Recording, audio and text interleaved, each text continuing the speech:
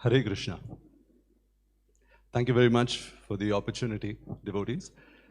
And my presentation is going to be a little unconventional, I think, because I'm very new to your association in one sense, because I don't know how many of you know it. So more than anything else, I think it's interesting for me about my journey, and that's why it's a little unconventional of how something amazing and wonderful happened to me. So, like a few devotees know, I was originally from the Ritvik temple. I joined there as a brahmachari. I think it was in 1996. So, 96 and between 96 and 98, when the whole Ritvik issue came up and all of that. And so that was the beginning of my devotional service. You know, a couple of years, maybe in 95 I was introduced. And then very soon the Ritvik thing came up. And then, that's where I kind of grew up in one sense. So there was a lot of distance between, I didn't even have the foundational understanding of the importance of having a spiritual master in that sense, because, so to speak, we were initiated by Srila Prabhupada in the Ritvik temple. So we were floating somewhere else, okay? We were in a different zone altogether. So at that time, I remember my first meeting was with His Holiness Bhakti Rasamrit Swami Maharaj, who was a brahmachari at that time, and he had visited Hare Krishna Hill. The temple was still under construction, and that time Prabhu was there. And I was really fascinated with Prabhu and his behavior and all of that. Maharaj now, but everybody said, no, stay away, he's from the other camp and all of But I was really amazed by Maharaj's behavior. So I was thinking, he's so amazing, so, I hadn't heard much, but I just thought in terms of renunciation, I had seen pictures of acharyas. So I just said, he could be a brahmachari, but, he just seems amazing. I wonder who his spiritual master is. And is he Prabhupada's disciple? So someone said, no, he's Radhanath Swami Maharaj's disciple. So I was wondering at that time, if he's so amazing, imagine his spiritual master, how amazing. So they said, hey, all this is very offensive. Don't talk about all that. So I said, okay, and I was very young and very new, so I kind of accepted that. But in 99 or 2000, sometime around that, we had gone to the Juhu temple because all the devotees, we were traveling yatra. We wanted to see all the temples, deities installed by Srila Prabhupada. So we were traveling, and in that journey, we also went to Juhu. And in the temple, we were a couple of brahmacharis, 10, 15 brahmacharis. And His Holiness Radhanath Swami Maharaj came walking. And I think they gave us some kind of an instruction that, look, you don't have to pay obeisances to anyone. We pay obeisances only to Srila Prabhupada. It was like, one certain community say, we bow down only in front of nobody else. So it's kind of like that. So, so we pay obeisances only to Prabhupada and not to anybody else, even if it's a sannyasi. But I was a little dull-headed, so that instruction didn't go into my head.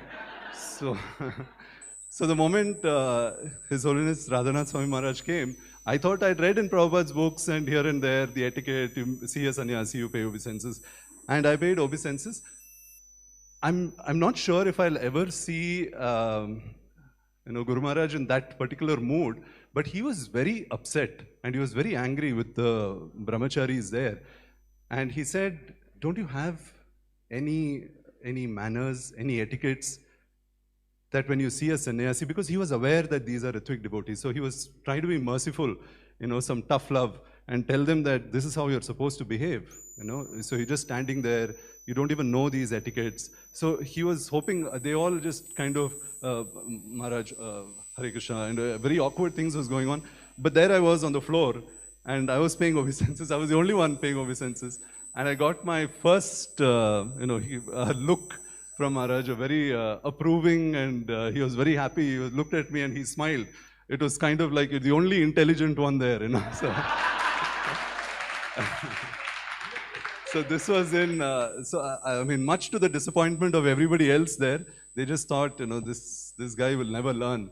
But anyway, that was there. But much later, after the whole, philosophically, I don't know, can you call it cleansing or whatever, happened, and I got out of the whole Ritwik thing. Probably in 2013, 2014 or something, I was in Mayapur and I was seeking a spiritual master. I was, trying to find out where can I get initiated, where will I find my spiritual master. So I was in that particular journey, and I was praying very sincerely to the Panchatattva there at Mayapur. This is just to expose how dull-headed I am. So I was there at Mayapur, and I was praying to Panchatattva, Lord Chaitanya, please tell me who my spiritual master is. I just prayed to Prabhupada, then I came to Panchatattva, then I paid obeisances. See, generally I'm a little dramatic, but this situation was very cinematic because I was paying obeisances and Mahaprabhu, and I just got up and I can see Guru Maharaj just walking straight towards me. And it has to be a sign because I was almost in tears. I was praying, where can I find my spiritual master? And Mahaprabhu was telling, here you go. And and I said, oh, okay, sannyasi, jai, Haribol. And then again, I went back to asking questions to Mahaprabhu that where will I find my spiritual master? So this was like the man drowning ship, he dies and then he goes to heaven. You've heard that, no? So God says, who do you think sent the ship? So this was the situation.